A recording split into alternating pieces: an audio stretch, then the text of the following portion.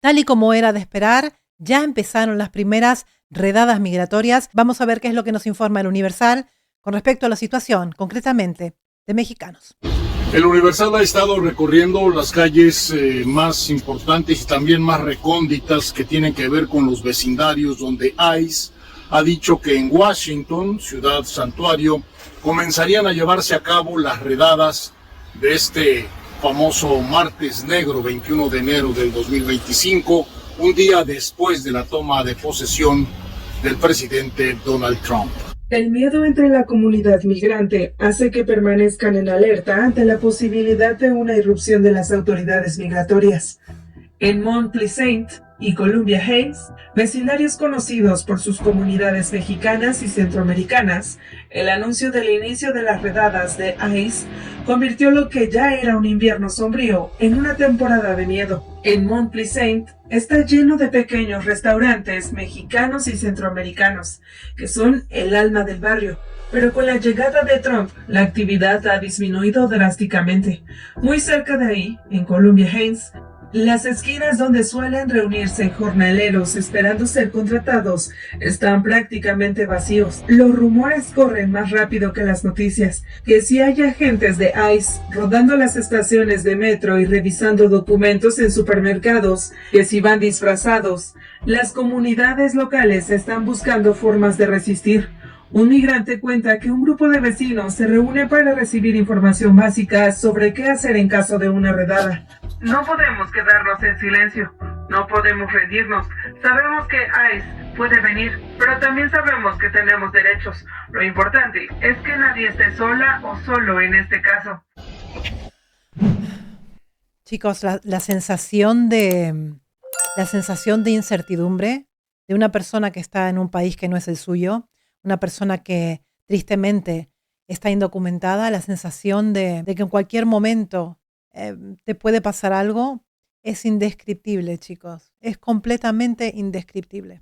Bueno, pues a mis espaldas podemos observar la Casa Blanca en su lado noroeste y sabemos que a menos de 24 horas de la llegada a esta casa de Donald Trump, pues ha comenzado el desmantelamiento de las áreas menos vigiladas. Incluso la vigilancia se ha relajado bastante, muchas de las calles se han reabierto y Washington DC comienza a tener una vida normal, pero con un nuevo presidente en toda la Unión Americana. La duda y la zozobra forzaron a suspender la operación en esta y otras ciudades santuario como Chicago, que también se convirtió este 21 de enero en una ciudad fantasma. Los autobuses y las calles lucieron vacías, igual los salones de belleza y negocio. Incluso los niños faltaron a la escuela. Las advertencias del presidente estadounidense Donald Trump y su equipo de que la cacería de indocumentados para deportarlos empezaría este día, aquí fueron lo suficientemente fuertes para que la gente se atrincherara en sus casas.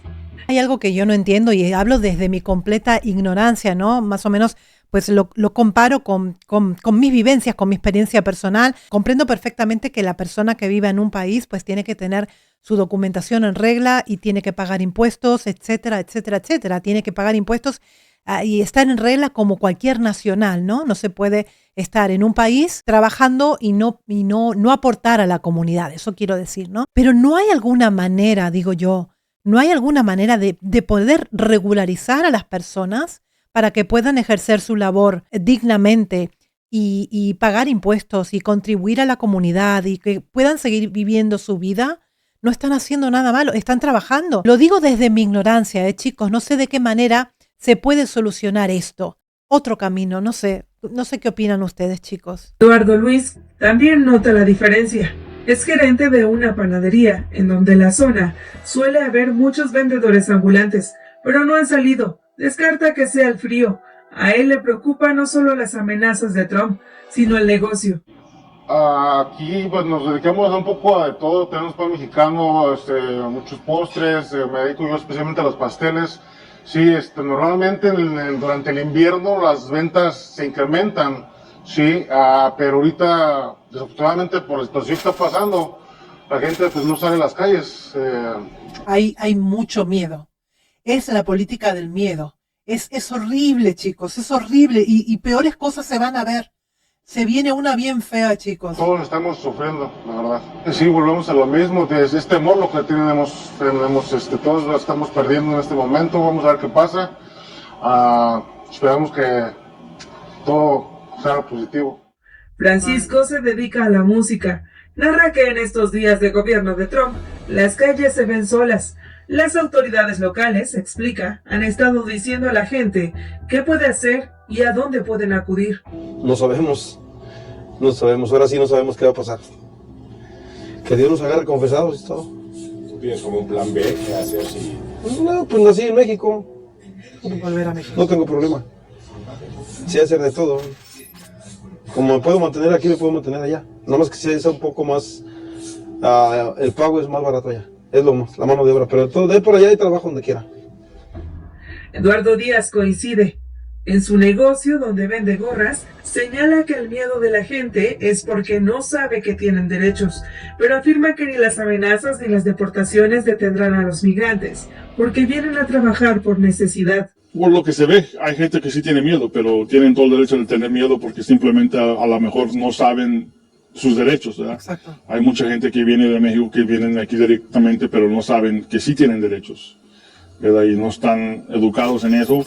Y pues sí, el miedo. Te para una policía o te para alguien y te empiezan a hablar un poco fuerte, te empiezan a decir esto y esto. No, pues te voy a deportar. Pero es por miedo porque no saben exactamente qué derechos tienen. Y en ese momento, pues el susto le gana a uno, ¿verdad? Y es lo que pasa pues la mayormente de las veces es lo que pasa, por el susto y por no saber sus derechos. En la estética donde trabaja Ana tampoco hay un alma. En los 22 años que tiene viviendo en Estados Unidos, ella no había visto algo así. Ya no vienen ni los peluqueros, sí estamos asustados, pues no sé de qué va a pasar. Sí tenemos miedo. No hay peluqueros y como no viene la clientela, porque está asustado. Madre mía, chicos. Ay, Dios mío, Dios mío. Vuelvo a decir, hablo desde mi propia experiencia. Yo no soy una experta en materia de migración, solamente soy una persona que pasó por ese proceso y que sé la sensación del miedo. Yo no sé si habrá algún tipo de entendimiento o de acuerdo entre el gobierno de Estados Unidos y el gobierno de México. La situación está realmente candente y pienso que esto es el comienzo de unas noticias que van a venir próximamente, que nos vamos a quedar todos muy, muy helados de la situación. Bueno, chicos, ya me dirán ustedes en los comentarios qué es lo que opinan al respecto. Seguimos informando. Gracias.